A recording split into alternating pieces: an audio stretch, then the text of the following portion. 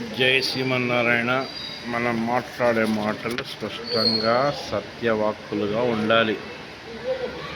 మాటలు అగ్నిలా దహించే శక్తి ఉంటుంది, లేదా అమృతంలా బతికించే శక్తి కూడా మాటలకు ఉంటుంది. కాబట్టి భగవద్గీతలో వాంగ్మయ తపస్సు అనే సూత్రాన్ని అనుసరించాలి. మన మాటలు సత్యం, ప్రియం, హితంగా ఉండాలి.